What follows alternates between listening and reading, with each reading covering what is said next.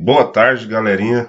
Correção da atividade 3, atividade enviada no grupo como atividade 13. Aqui na atividade a gente tem título atividade 3, mas no grupo ela está como atividade 13, que foi relacionada às formas de resistência indígenas no Brasil, com a chegada dos portugueses. Conteúdo esse que está relacionado com o que nós estamos estudando, as grandes navegações. Então, essa atividade tinha esse pequeno trechinho aqui, falando que existiam 5 milhões de indígenas no Brasil quando os portugueses chegaram. Aí depois tem um texto maior, falando de como os índios resistiram à conquista de seu território, né, quando os portugueses começaram a dominar o território brasileiro. Aqui fala de algumas nações indígenas existentes. Eles citam, por exemplo, os Anassés, Jaguaribaras, Acriús, Canindés, Genipapos, Tremembés e Baiacus. E vários outros. E depois vem também um outro trecho mostrando agora a forma de resistências indígenas na atualidade. A gente tem uma foto aqui de uma revista e uns índios aqui protestando contra coisas que eles consideram equivocadas por parte do governo. O texto segue, mostra que duas lideranças indígenas importantes. E o texto está falando de um acampamento que aconteceu em Brasília, dos indígenas, lutando por seus direitos. Especialmente na ocupação de terras, na demarcação de terras indígenas. E aí depois vem a atividade. Certo? Então vamos para a atividade. A primeira pergunta é: na época dos descobrimentos, havia cerca de 5 milhões de indígenas espalhados pelo país. Quando os portugueses chegaram ao Brasil, encontraram uma população indígena que habitava o litoral. Os índios que Cabral encontrou na Bahia pertenciam ao grupo linguístico. Vamos ver a resposta. Letra A. Os índios que Cabral encontrou na Bahia pertenciam ao grupo linguístico Tupi. Então a resposta certa aqui é a letra A, Tupi. Essa daqui, né? Beleza. Número 2. De acordo com a visão dos europeus, num primeiro momento, os contatos entre índios e brancos foram razoavelmente cordiais e marcados pelo escambo, ou seja, a troca de produtos. O trabalho de derrubar o pau-brasil e preparar a madeira para embarque era feito pelos indígenas, em troca de roupas, colares, espelhos, facas, serras e machados. Qual foi o episódio que marcou o início entre brancos e indígenas? Vamos para a resposta. O episódio que marcou o confronto entre brancos e índios foi quando os portugueses implantaram um sistema colonial e pretendeu transformar o índio em escravo agrícola, segregando-o no engenho e privando-os da caça, da pesca e da luta contra os inimigos, instalando assim uma guerra entre brancos e índios. Aqui está a resposta da 2.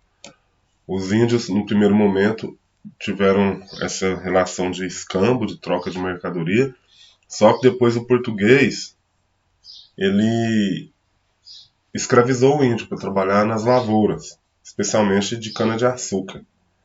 Então, o índio ele começou a lutar então contra essa exploração por parte do português. Então foi aí que começou o conflito entre eles. Número 3. O texto Resistência Indígena, em uma visão de uma historiografia mais recente, menos europeizada, contrapõe essa ideia de cordialidade, uma vez que os indígenas sempre lutaram e resistiram em uma luta pela sobrevivência. Retire do texto em destaque um trecho que justifique essa afirmativa. Olha aqui. Os nativos, olha a resposta, os nativos não podem ser reduzidos a meras vítimas da conquista. Isso exclui a ideia de que os próprios tomavam a iniciativa para resistirem em uma luta pela sobrevivência. Eles jamais aceitaram sem resistência a dominação do europeu. Os índios não agiam tão somente em defesa própria. Eles repetidamente iniciavam ataques em territórios recentemente ocupados, em alguns casos até em territórios já considerados firmemente controlados pelo poder colonial. Então, o índio, ele não aceitou de forma passiva, ele também resistiu. Porque tem gente que fala, nossa, eram tantos índios, por que eles aceitaram que os portugueses chegassem e tomassem o território sem fazer nada? Isso é mentira. Os índios resistiram e resistiram sim. Questão 4. A resistência indígena intensificava sobretudo a partir da penetração do conquistador no interior do país, pela busca de metais preciosos ou na expansão das fazendas, onde esses faziam, na maioria das vezes, o uso da violência. Descreva quais eram as principais formas de resistência praticadas pelos indígenas. 4. Quais são essas formas de resistência, então? Se dava pelas fugas dos aldeamentos missionários e de outros tipos de cativeiro, pela defesa da aldeia contra os bandeirantes,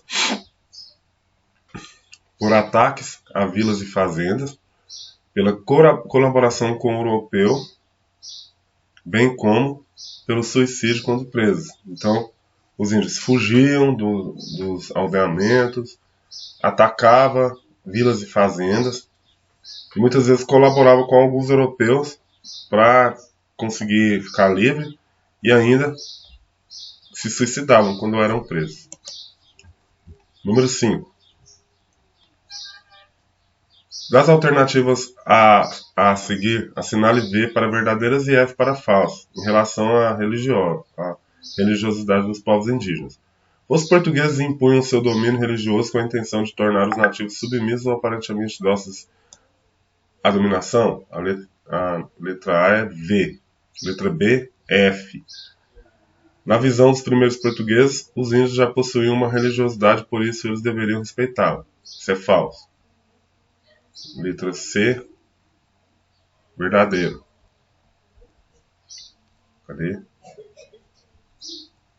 Os indígenas demonstravam sua religiosidade por meio de crenças míticas e rituais? Sim, eles acreditavam que eles tinham a religião deles. Letra D, verdadeiro. Uma das principais tarefas dos portugueses seria a de trazer estes índios para a verdadeira fé cristã. Letra D, verdadeiro. E a letra E é falso.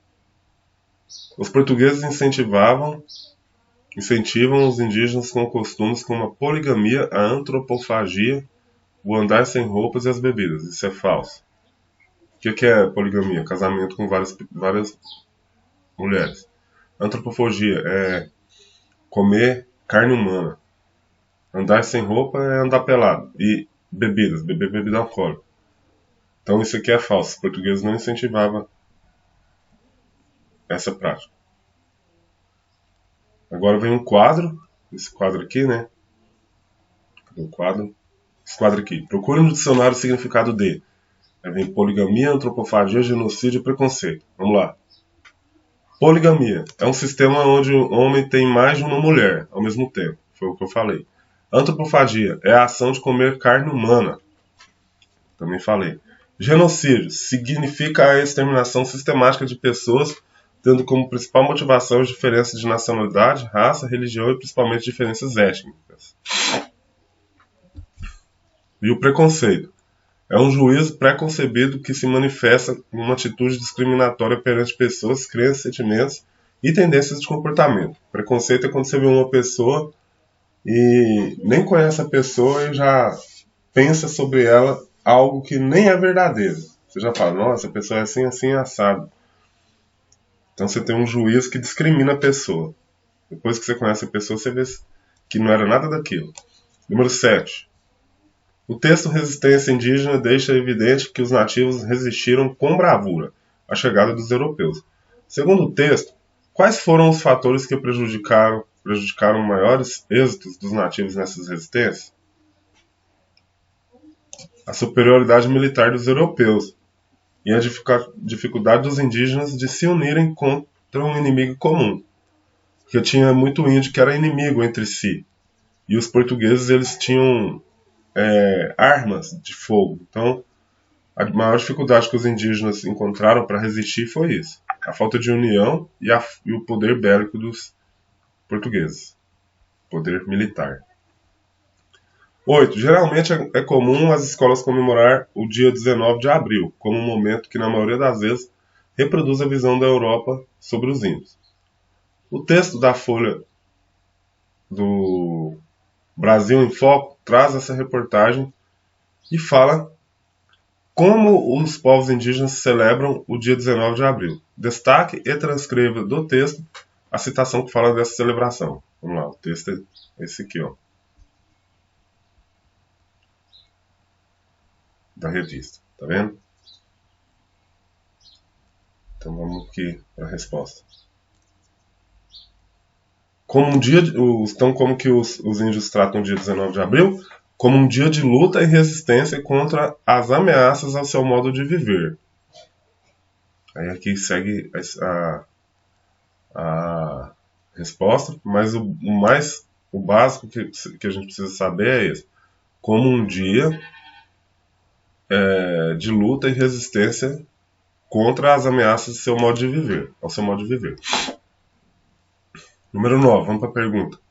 Atualmente, uma das maiores lutas dos povos nativos está relacionada à demarcação de terras indígenas. O governo vai lá e demarca. Esse território é do índio e esse território não é do índio, né? Isso é a demarcação da terra indígena. Nessa reportagem, fala sobre os motivos e a importância das terras para os indígenas. Quais são os interesses dos indígenas na devolução de suas terras? A resposta.